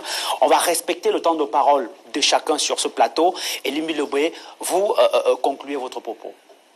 Pour dire que premièrement, monsieur, mon ami Baïbek, le plateau, s'il n'est pas ouvert pour que tu fasses là-dedans, c'est que toi tu fais. Non, on ne va pas revenir sur ça. Ne coupe pas la parole aux gens parce qu'ils disent ce qui ne te plaît pas. Limi Leboué, concluez votre voilà, parce que si c'est ça l'esprit du plateau, je vais te couper la parole systématiquement quand tu vas mettre de façon péremptoire et injustifiée en cause les gens. En conclusion. Conclusion. Je suis contre le développement de cette mentalité qui veut que, sous le prétexte que nous luttons contre le régime, Et il n'y a pas sur ce plateau quelqu'un qui lutte contre le régime avant moi et plus que moi. Non, laisse. Et je ne veux pas que les dérives gouvernementales soient instrumentalisées par l'opposition au profit des acteurs du régime, dont certains membres de l'opposition sont des lobbyistes qui veulent que on prenne Malaouda, qu'on le jette en pâture sur la base simplement des déclarations péremptoires. Chers frères, vous serez demain des dirigeants. Il n'y a aucun pays au monde où l'opposition n'est jamais arrivée au pouvoir. D'accord. Vous n'accepterez pas que des gens se lèvent sur la foi simplement des articles de presse, commencent à créer une opinion qui n'a pas de recours, qui est un tribunal populaire où on indexe les gens. La Cour des comptes a fait un travail qui est inscrit dans son ADN. Ce n'est pas le travail de Nietzsche, ce n'est pas son effort, ce n'est pas ce qui a entraîné la Cour des comptes à faire cette mission-là. Nous sommes, en parlant de M. Nietzsche, quand quelqu'un vient de Douala pour nous parler de Nietzsche ici, nous sommes dans la récupération politicienne. Et c'est ça que j'invite l'opposition à ne plus faire. D'accord. Voilà. Avec votre permission, on va repartir à la régie. Vous vous rappelez, le 7 avril 2020, le ministre camerounais de la Santé a posé son cachet à la requête de son homologue de la recherche scientifique et de l'innovation de fabriquer de la chloroquine au Cameroun pour faire face au coronavirus. Un reportage avait d'ailleurs été diffusé sur les antennes de la télévision nationale, la CRTV, qui démontrait que le Cameroun était paré à fabriquer donc de la chloroquine, et même on avait parlé des tests de Covid-19 qui sont aujourd'hui à l'origine de la paume de discorde et de malversations financières selon ce premier rapport d'étape. Je voulais d'abord avec vous qu'on regarde ensemble ce reportage qui a été produit par nos confrères de la télévision nationale. Technologie pharmaceutique de l'IMPM, ces comprimés que pond cette petite machine, c'est de la chloroquine. 200 comprimés par minute. Ce n'est qu'un avant-goût des capacités de l'Institut. Cette machine est à 6000 comprimés heure. Mais nous avons déjà tout un laboratoire, toutes les caisses d'or. On passe à 200 000, à 300 000. Donc nous produisons toutes les formes de médicaments, les formes sèches et les formes liquides. Juste à 100 mètres de là, au laboratoire de virologie du Centre de recherche sur les maladies émergentes et réémergentes, CREMER, l'on dispose de quoi appuyer la santé publique en matière de dépistage du coronavirus. Nous pouvons offrir le dépistage rapide, que c'est rapide que l'on utilise lors des dépistages de masse. Nous pouvons faire autant que nous serons d'échantillons, 200 par jour, c'est possible. Une interrogation tarot de l'esprit au sortir de ces installations. À quand le passage à la production de masse? Celui qui pilote toute l'opération, c'est le ministre de la Santé. Dès qu'il fait comme ça, nous, on va fabriquer. Nous fabriquons la chloroquine depuis plus de 15 ans. On va relancer. Dès que nous avons la matière première, on peut sortir 6 000 par minute. La recherche scientifique camerounaise a des hommes et des structures qui peuvent pousser le Covid-19 à regretter d'avoir fait escale au 237, le Cameroun. Voilà donc ce reportage qui nous a permis de nous replonger donc dans cette volonté du Cameroun de produire localement la chloroquine. Docteur Dieudonné Somba, vous avez regardé avec nous ce reportage. Dans le rapport, s'il vous plaît, dans le rapport d'Audi, c'est moi qui distribue la parole sur le plateau. Dans le rapport d'Audi, on apprend que les comprimés, les 5 millions de comprimés qui devaient être produits au Cameroun ont été importés par le ministère de la Recherche scientifique et de l'innovation, alors qu'on nous annonçait il y a 1 an jour pour jour que ces comprimés devaient être fabriqués localement. Oui, comme j'ai eu à le dire dès le départ, on retrouve là les mêmes constantes de notre gouvernance. Le problème de ces membres du gouvernement, c'est que le contexte n'a pas été favorable à leur opération. D'une manière générale, notre gouvernance est marquée par, d'un côté, l'incompétence même, parce que très souvent, ces gens qui sont là ne manifestent pas une véritable compétence dans la gouvernance. Et à côté donc de ça, il y a la prédation. Mais pour les opérations relativement mineures et moins médiatisées, moins contrôlées, par exemple, des opérations qui sont financées par le budget de l'État, il est très facile de s'en sortir. Le problème ici, c'est que c'est une opération financée par les bailleurs de fonds et à une occasion extrêmement critique. C'est ça qui est... Parce qu'il faut voir ici comme des gens qui ont toujours agi dans une certaine logique et qui tombent finalement dans ce piège. Les financements des bailleurs de fonds, c'est vrai, obéissent à un certain canevas. Il y a toujours un audit. Mais, une fois de plus, je vous ai dit que la présence du FMI dans un pays obéit à 3 modalités. La modalité conseil, la modalité encadrement et la modalité ajustement. Lorsqu'on est en phase d'ajustement, vous n'avez plus de parole. Et aujourd'hui, le problème de ces ministres, c'est que nous n'avons plus de marge de manœuvre. Ils tentent, comme ils le font d'habitude, de se trouver des fusibles, parce que c'est une pratique qu'ils ont. On a mis des responsables, des directeurs ou directeurs généraux en prison au Cameroun, parce que le ministre leur disait, va prendre l'argent, viens me donner. Je connais une histoire, je ne vais pas la citer, où un directeur a été mis en prison en disant que le ministre me demandait d'aller lui remettre l'argent. Donc c'est une pratique qu'on connaît, qu'on ne peut pas prouver devant un tribunal, mais qu'on connaît. Et ce n'est pas parce que quelque chose n'obéit pas à une logique judiciaire que nous n'allons pas en parler. On ne va pas nous dire, parce que le tribunal n'a pas encore tranché, nous n'avons pas le droit de débattre. Non. La Cour des comptes, la Chambre des comptes elle-même a pratiquement prononcé des condamnations, même si elles ne sont pas formelles. Et nous autres qui sommes des simples amateurs, nous lisons, nous nous scandalisons. Parce qu'au-delà de tout, il y a un problème éthique.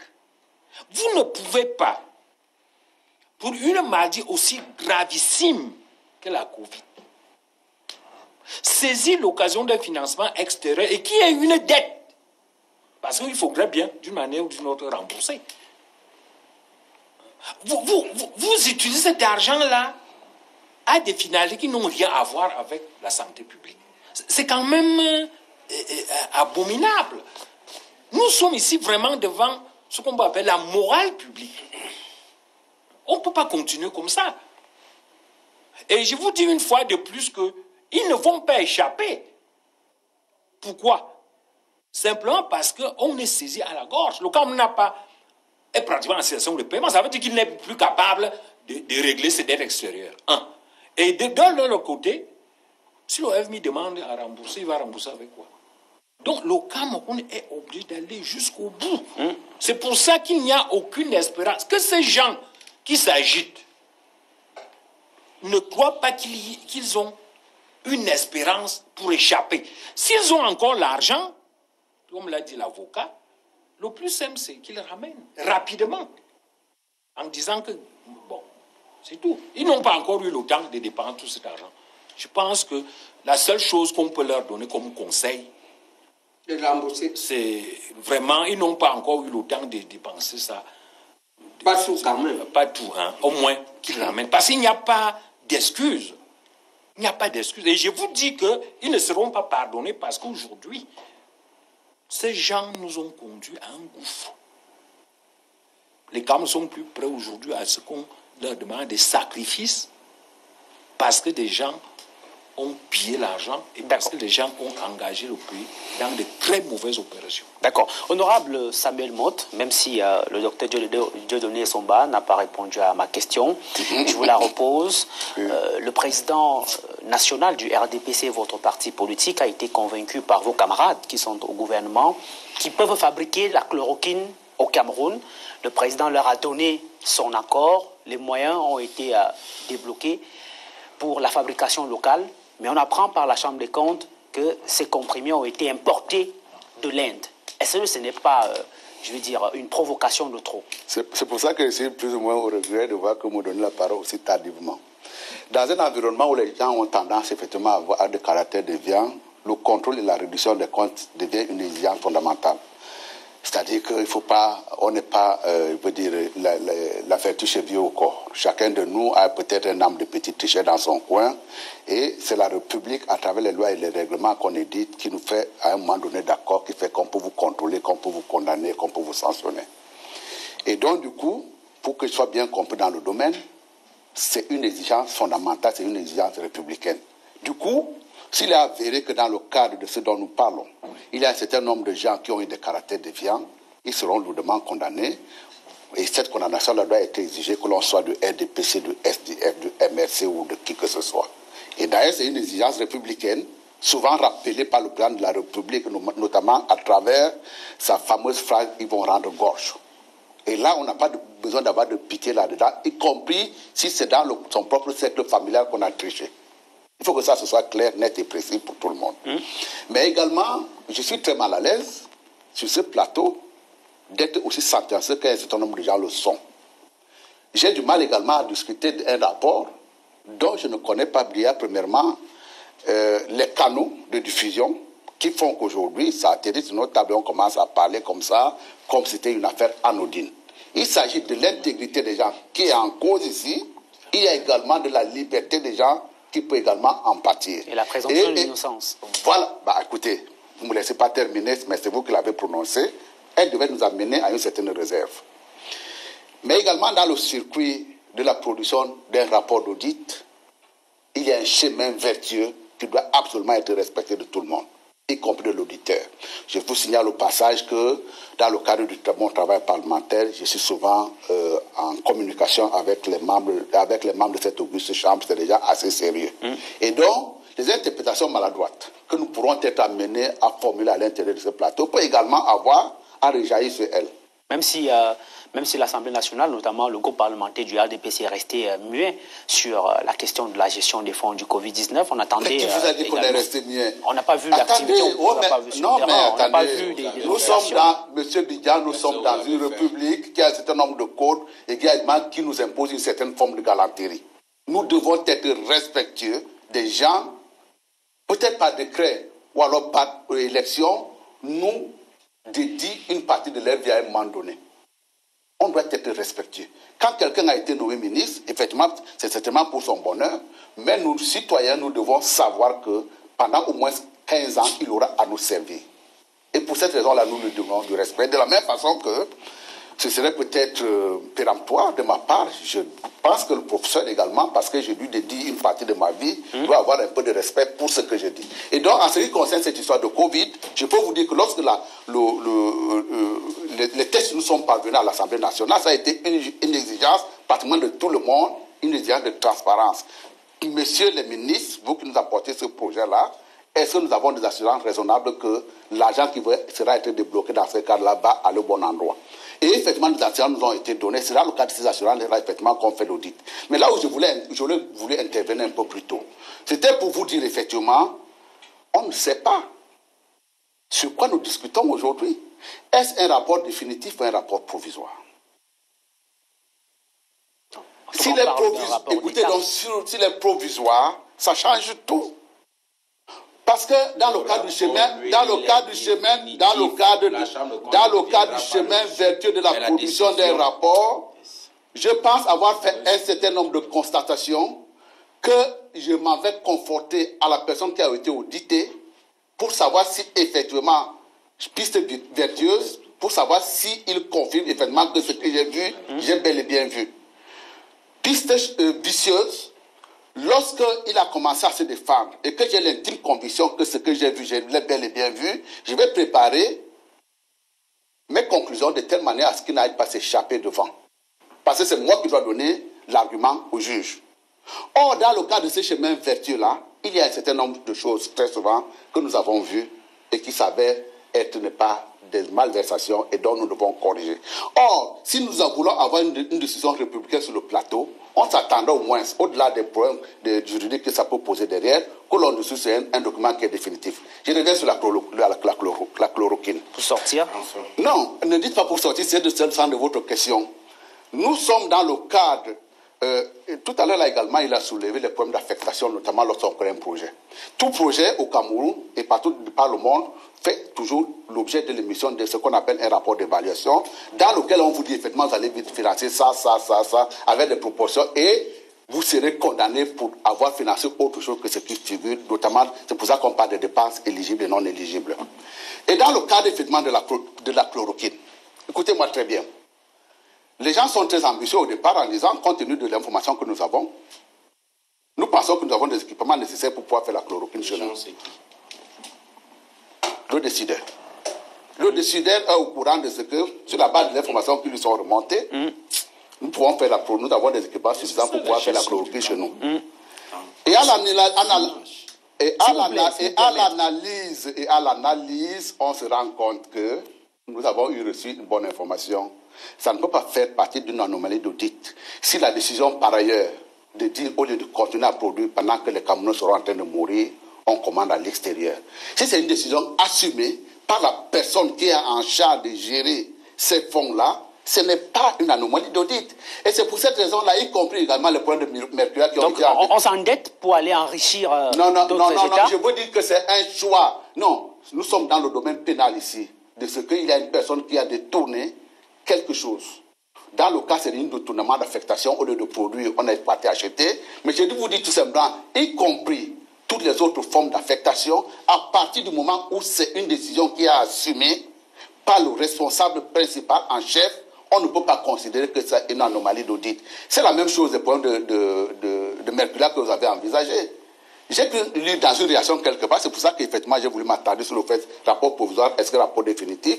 J'ai vu également sur Internet quelqu'un qui dit oui, mais justement, sur la base de ce qui est relevé là, il y a un problème, parce que nous pensons que les gens qui ont fait l'audit ont peut-être mal vu. Parce que nous lui avons apporté entre-temps la bonne information en disant, voilà l'interprétation qui aurait dû être donnée de cette lecture-là. Et effectivement, ils pensent que ça a été apuré. C'est pour ça qu'il faut rester. Il faut rester. Tu prends les références à Internet pour amener ici. Malheureusement, le rapport et tu refuses que nous aussi, on ne puise à Internet. Professeur Jean Baïbek, je vous donne la parole pour... je suis tout ça pour 2 minutes avant de passer la parole au docteur. Sur le rapport que sur ces informations-là. Je dis tout simplement, il faut être réservé dans tout ce que nous faisons, nous émettons comme opinion. D'accord, professeur Jean Baïbek. Oui. Je n'en suis pas, je suis quelqu'un de très sérieux. Je suis très choqué par...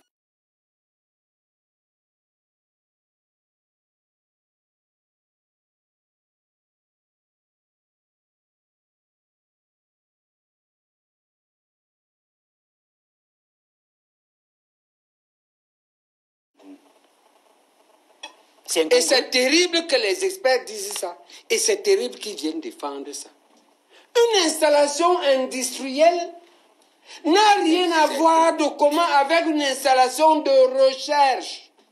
C'est pourquoi les grands pays comme les États-Unis, quand ils te disent qu'ils vont produire pour tout le pays, ils comptent sur Pfizer et Johnson & Johnson qui sont des industries. Professeur, je voudrais représenter... Le Cameroun et tous les pays. Écoute, honorable, s'il vous plaît. Non, honorable, permettez qu'on écoute également le professeur. Allez-y, professeur. L'Europe entière compte sur AstraZeneca. C'est-à-dire que ce que les Camerounais doivent comprendre.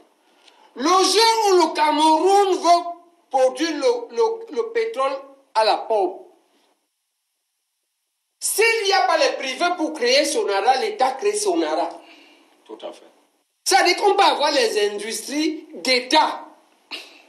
Mais on ne peut pas dire que là où on fait la recherche, que ce soit là-dedans, on va faire la production. Parce que la production industrielle demande une expertise, une culture qui ne sont pas du domaine même des universités.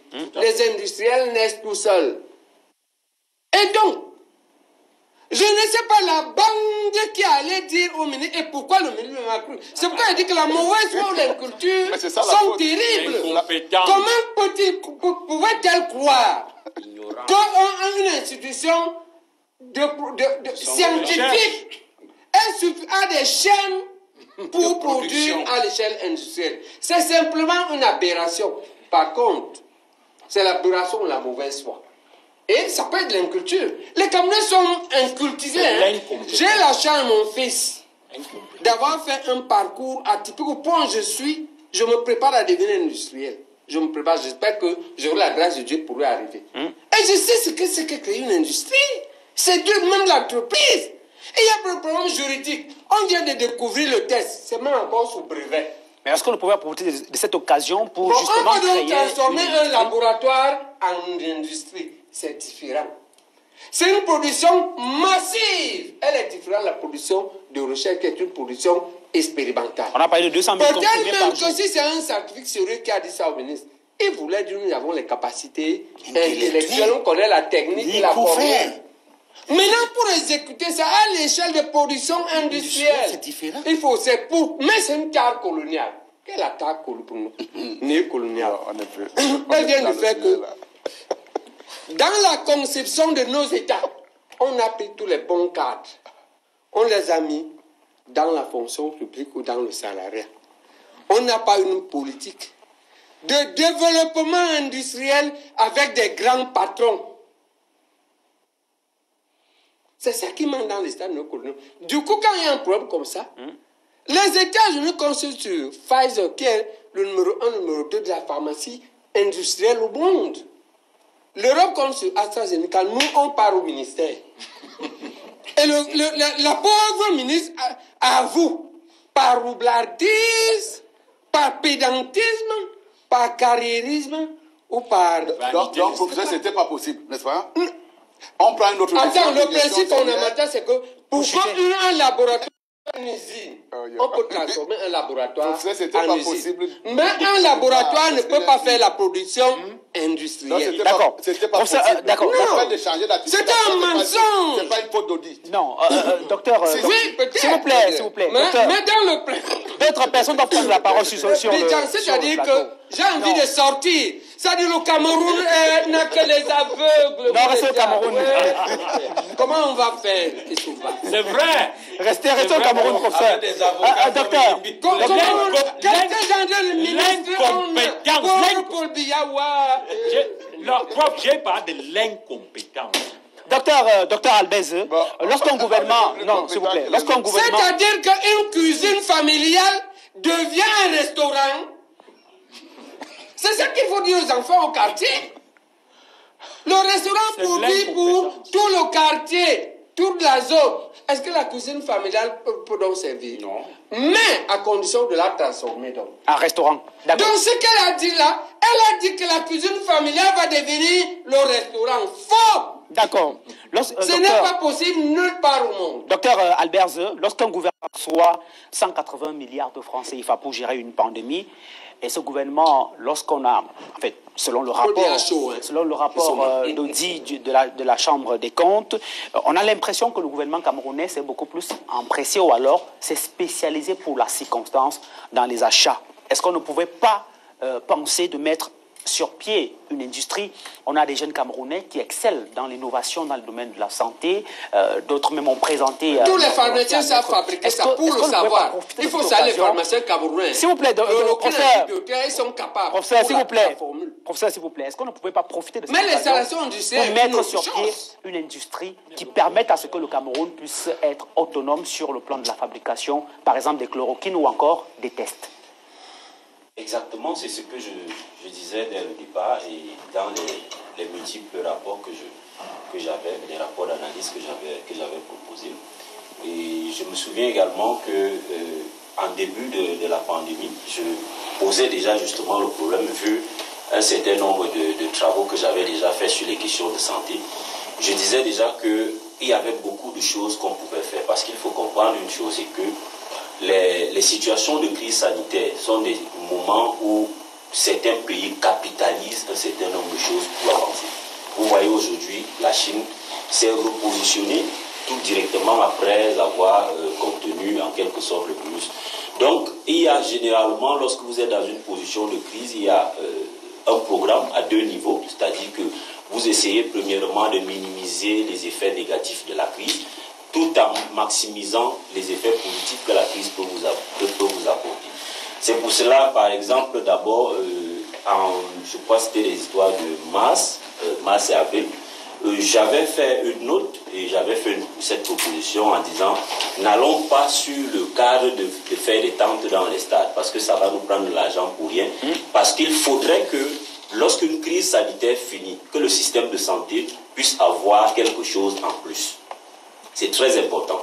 C'est-à-dire que lorsque vous avez une situation de crise, il faudrait qu'à chaque fois que vous réussissiez à sortir d'une crise, que vous ayez un plus dans votre patrimoine. Et je faisais déjà premièrement, justement, j'avais proposé pour le rapport justement d'analyse sur les 180 milliards, j'avais proposé, c'est-à-dire que la première chose que j'avais faite, c'est recenser les activités qui étaient non significatives pour les 180 milliards. Je crois qu'on était à pratiquement 12% de ces activités, ce que j'avais d'abord premièrement pris. Et ces 12% de ces activités donnaient sensiblement dans les 22 milliards qui pouvaient normalement déjà être économisés parce que nous avons suffisamment de chantiers qui peuvent être financés par cet argent. Donc, on pouvait, s'il y avait eu une réflexion de fond au départ, c'est-à-dire qu'avec des contenus bien précis, dans le cadre de la gestion de la crise, on aurait compris que on pouvait utiliser beaucoup moins d'argent dans le cadre de la crise, parce qu'il faut le savoir, comme on dit souvent chez nous au village que lorsque le fou a une bouteille d'huile, ça ne lui sert à rien, il passe tout le temps à pulvériser ça dans tout le village. C'est une manière de dire que lorsqu'on n'a pas de contenu dans les activités qu'on a à faire, on se met donc justement à dépenser n'importe quoi. Mais comment ne pas de contenu alors que le problème, je parle du budget programme, c'est un budget axé sur... Non, nous sommes dans une situation de crise. Et la crise se gère autrement que la vie quotidienne. Ça, il faut le dire. Et justement, dans le protocole que j'avais proposé, il y avait toutes ces activités. C'est-à-dire que de façon significative, il y a une priorisation des activités qui fait que lorsque vous êtes dans cette situation, vous ne dépensez pas n'importe comment. Imaginez-vous un seul instant une situation où un parent a un enfant qui est malade à la maison et il se met à dépenser n'importe comment. Il faut savoir une chose, c'est que nous pouvons aujourd'hui se dire que nous n'avons pas eu une situation alarmante au niveau de l'impact sur les humains, c'est-à-dire que en termes de mortalité, certes on en a eu, mais c'est pas comme dans d'autres pays. C'est quand même à plus de 1000. Hein. Oui, c'est ce que je dis, pas comme les autres. Mais le problème qui se pose, c'est que même si on avait eu 0 cas et 0 décès en ayant dépensé autant, vous voyez que c'est une dépense, généralement en économie de la santé, on dit que c'est une dépense qui n'est pas coût efficace. C'est-à-dire qu'on a véritablement dépensé un peu trop pour si peu de résultats. Et il faut comprendre une chose, c'est que la conséquence directe, c'est que aujourd'hui, nous pouvons jubiler du fait que Covid n'a pas assez tué des gens ou bien assez créé des situations de morbidité. Mais la mauvaise utilisation de ces ressources peut créer d'autres problèmes de santé après. C'est-à-dire que lorsqu'on sombre, par exemple, dans une situation d'extrême pauvreté, ça devient une autre crise sanitaire par conséquent. D'accord. Maître Achille Ledjo, au Cameroun, en 2021, on parle de la mise en application du nouveau régime financier. Le ministre des Finances a même commis toute une circulaire pour simplifier, pour expliquer les nouvelles démarches en termes de finances publiques dans notre pays. Même si l'argent qui est aujourd'hui à l'origine de la pomme des discordes provient des bailleurs de fonds, est-ce que nos dirigeants ou alors nos ministres ne devraient pas s'approprier suffisamment ces démarches-là pour pouvoir se protéger au niveau de la gestion de la fortune publique? Les ministres du RDPC ont ceci de particulier qu'ils ne respectent rien. Ce n'est pas le manuel de procédure en termes de gestion des finances publiques qui manque au Cameroun. Même ce que le ministre fait là, lui, pertinemment, il connaît que ses camarades ministres, quand je dis camarades par rapport au parti politique, ses camarades ministres vont tout simplement s'entêter. Parce que quand vous avez votre département ministériel au Cameroun, vous gérez ça comme si c'était une épicerie. C'est tout ce que l'on constate aujourd'hui. Alors, permettez que je revienne sur 2 ou 3 choses qui ont été dites tout à l'heure que je considère comme des contre-vérités. La première des choses, c'est que M. Elimbi Lobert dit que nous sommes en train d'épiloguer sur des choses dont nous n'avons ni les tenants ni les aboutissants. Alors, je voudrais rassurer l'opinion publique qui nous regarde et internationale même que ce qui m'intéresse en tant que juriste et homme politique, c'est le rapport de la Chambre des comptes relativement à la gestion des fonds Covid-19. Alors, quand vous regardez l'article 41 de la Constitution du Cameroun, mon argumentaire est soudé, monsieur le député. Je ne fais pas dans les ragots, comme vous, bien sûr. Alors, donc, je dis, quand vous regardez l'article 41 de la Constitution, le champ compétentiel de la Chambre des comptes y est fixé. Et dans le cas d'espèce, elle est dans son rôle. Et son rapport, je dis bien son rapport, est catégorique. Et je vais vous lire les conclusions, juste un bout de ces conclusions. Alors, en même temps, je laisse les autres, en même temps, et compte tenu du caractère significatif de certaines irrégularités, la juridiction, c'est-à-dire elle, a sous réserve des conclusions à tirer à la phase de contradiction, comme je disais tout à l'heure, que le rapport de la Chambre des comptes sous réserve des conclusions à tirer à la phase de contradiction, c'est-à-dire que après son rapport, des gens viendront avec des justificatifs pour se justifier. J'ai mentionné ça lors de ma présentation. Non, vous n'avez pas mentionné les jours. Voilà ce que j'ai dit, monsieur Samuel Motte. J'ai dit le rapport de la Chambre des comptes ne ferme pas la voie à la contradiction. Les bandes sont notre, référent. Alors, maintenant, à l'encontre responsable du ministère de la Santé publique, du ministère de la Recherche scientifique et de l'innovation, impliqué dans la gestion du plan riposte. Une procédure de gestion de fait et 30 procédures de faute de gestion. Et c'est le dernier paragraphe, la fin, qui nous intéresse. Elle recommande, c'est-à-dire la Chambre des comptes, elle recommande en outre l'ouverture de 10 procédures concernant des faits susceptibles de constituer des infractions suivant la loi pénale. Et là, la Chambre des comptes n'affirme pas qu'il y a des faits susceptibles. C'est un avocat qui parle, susceptible. Qu'est-ce que je suis en train de dire? Mais disait très bien. Elle dit ceci à l'encontre par rapport à ce qu'elle a fait comme observation, comme audit. Il y aurait, ici là, elle est au conditionnel. Elle doit parler au conditionnel parce qu'elle n'a pas un pouvoir de sanction. Non. C'est ce que je vous dis. Il a dit susceptible, susceptible de constituer. Elle ne peut parce pas que le qualificatif. La Chambre des comptes ne peut pas dire que toi, tu as fauté ici. Tu aurais fauté là-bas. Et maintenant, c'est le juge, le TCS, qui doit dire si tu as fauté ou pas. Suivant une procédure contradictoire, monsieur. Et donc, vous êtes très loin de condamner. Vous êtes très loin de faire, d'avoir des conclusions sentencieuses. La pression du Fonds monétaire international. Honorable, s'il vous plaît. Je suis très à l'aise à ce genre de choses. Non, ce n'est pas un débat entre vous deux. La pression du Fonds monétaire international, doublée aux dénonciations répétées de l'honorable Jean-Michel Nidjo, on fait à ce que ce rapport soit rendu public. On fait à ce que la présidente de la République se saisisse de cette affaire et mette, confie au ministère de la Justice pour qu'on commence à voir défiler les ministres au TCS. Vous ne pouvez pas,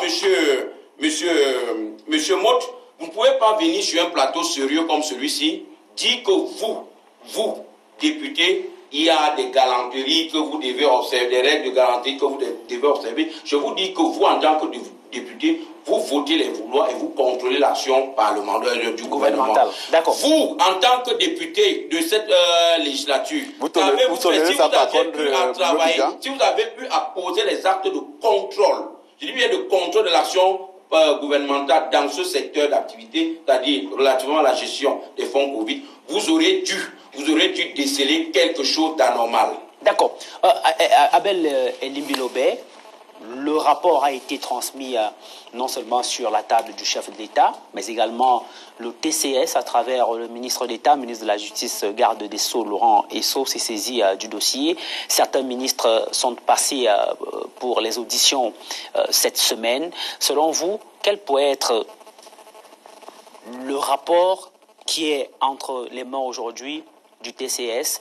Quel peut être le déclic de cette affaire en termes de conséquences? Est-ce que les ministères qui ont été indexés par ce rapport peuvent aujourd'hui ou demain, pourquoi pas, être sanctionnés? Tous ceux qui vont être retenus coupables, convaincus de fraude, au niveau du tribunal doivent être punis. Et je ne vois pas le champ politique se mettre en œuvre pour les soustraire de cette punition. Parce que le champ politique a intérêt à ce qu'ils soient punis. Donc, ils seront punis. C'est pour ça que quand Essomba dit qu'ils ne pourront pas échapper, il analyse la situation globale. C'est-à-dire que le gouvernement, même si le gouvernement, aussi corrompu soit-il, voulait protéger X ou Y, ce serait difficile, tellement l'affaire, les circonstances de l'affaire font en sorte que le gouvernement, tout décideur politique a intérêt de lâcher. Il est obligé. Les gens qui peuvent être mis en cause. Donc, c'est simple comme réponse. Ça ne m'empêche pas de dire de nouveau à ceux qui nous écoutent, et singulièrement à toute la grande famille de l'opposition, que les discours excessifs ne servent pas notre lutte. Les discours péremptoires. Est-ce que tu es de l'opposition? Les discours, je n'ai aucune envie de prendre une licence de l'opposition chez toi. Toi, tu es de l'opposition. Tu es avocat du gouvernement. Tu es de l'opposition. Oui, s'il vous plaît. Tu es de l'opposition. C'est pour ça que tu as perdu les élections à Douala 2. On t'a chassé du conseil municipal. J'y étais. Et c'est bien comme ça. J'y étais. Tu étais candidat à Douala 2 aux élections municipales. Et tu as été battu. Franck vous a chassé du conseil municipal. S'il vous plaît. Maître, on ne va pas revenir. Non, il nous reste peu de temps. C'est toi qui es la fédération, c'est toi qui es président de la fédération nationale de l'opposition. Ne me donne pas la licence. Je vais vous retirer la parole. Parce que ce genre d'opposants ne permettront jamais à l'opposition. Tu n'es pas opposant, monsieur Elie. Pour revenir sur la question. Oui, pour revenir à l'essentiel.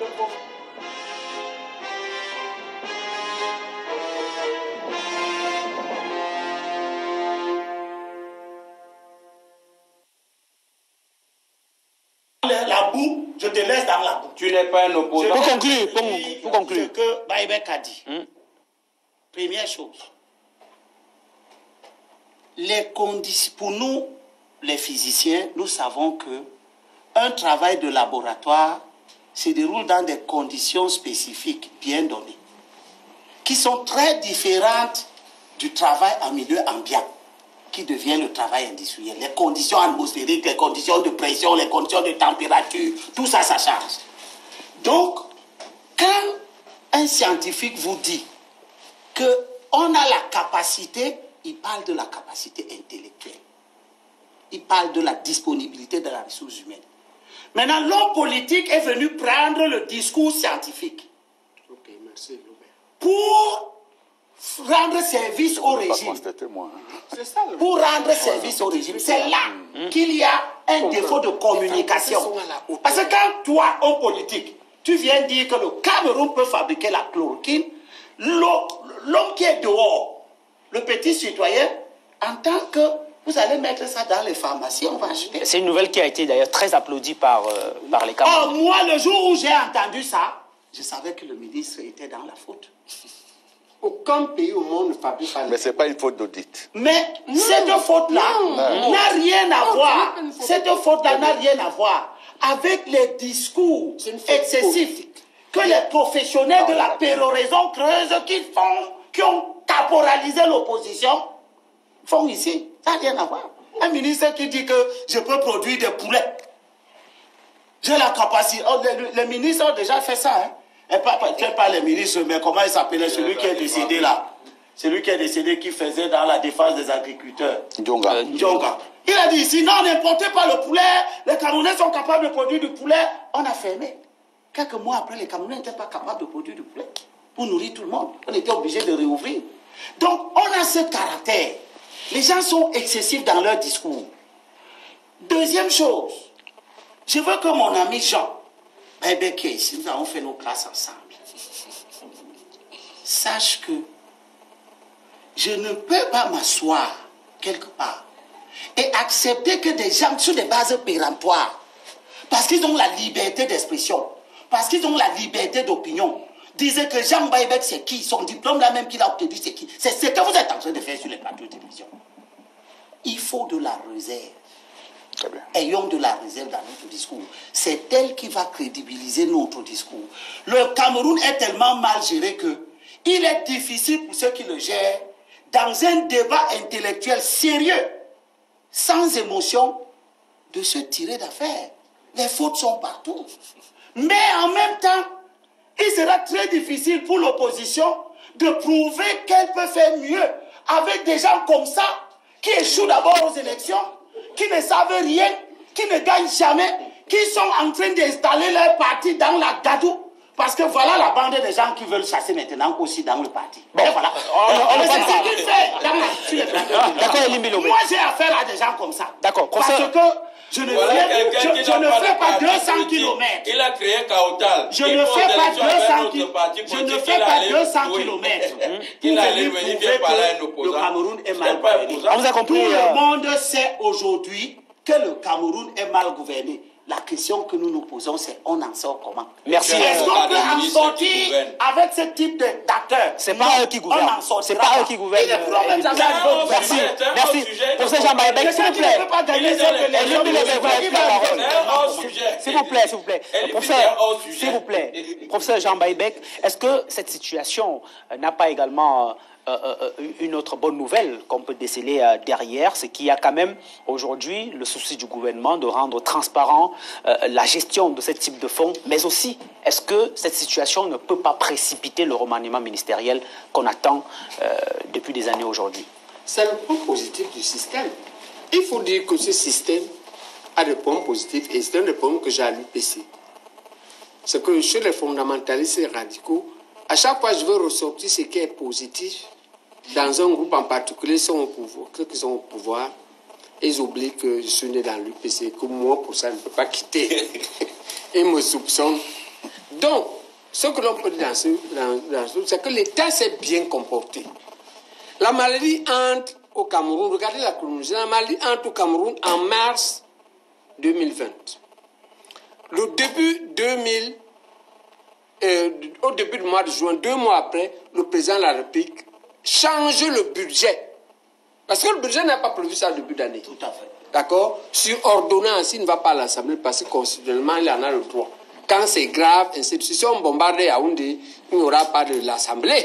Bon, et là, on ne pouvait pas parce que la maladie même interdisait que l'Assemblée se réunisse. Ici, il dit 180 milliards, on va régler ce problème. Il se met à chercher l'argent. Ça, c'est républicain. Le Premier ministre le suit. Ici, il dit que la Cour des comptes va vous contrôler. Ça, c'est que le ministre des Finances partage l'argent. On fait 26 projets pour 2 ministères. Je ne compte pas les autres. C'est ça un État. Du point de vue de l'État, ils ont été positifs. Il faut le dire. C'est tout. OK? Il faut le dire. Le problème, c'est qu'il faut que les Camerounais... Toi, dis ça. Il faut que nos compatriotes... Pas vous asseoir à voir au quartier. Non, dis que l'État s'est bien comporté. Il y a un UPCiste de premier vol. Il est en train de dire que l'État s'est bien comporté. Dis-le aussi. D'accord. L'État s'est bien comporté. Oui, mais il faut distinguer par la suite. Parce que l'État donne 26 projets aux 2 ministères. 7 à celui-ci, 19 à l'autre. Et parmi les projets, le projet phare du ministère de la Santé, c'est le renforcement de l'appareil sanitaire. Où est-ce qu'on va soigner les gens? OK? Le problème, c'est qu'il faut que les êtres humains apprennent à distinguer les actes d'État et les actes des individus. Même si les deux sont souvent confondables. Les actes d'État respectent la Constitution et respectent les procédures, ainsi de suite. Et ça a été fait. Maintenant, quand on demande aux êtres humains d'appliquer, qui commence des malversations. Et moi, je dois rassurer mon frère Maud, du fait que on ne peut pas discuter le fait que moi, si vous voulez, tous les jours qui se lèvent, j'exerce la médecine avant de faire autre chose. Au téléphone, en examinant les gens ou n'importe quoi. Hier, qui est passé là, j'ai passé la journée d'hier au bloc opératoire. Et donc, je sais des projets qui marchent. Et je vais vous donner l'exemple d'un projet qui marche. 4 projets qui marchent. Le sida, la tuberculose, le paludisme et le programme élargi de vaccination. Et vous savez dans quel Vous avez un docteur qui a dit tout à l'heure. D'accord, je vais te dire comment on sait que ça marche. On sait que ça marche comment. Au bas de l'échelle, qui est l'hôpital de district. C'est en fait, après ça, il n'y a que le centre de santé.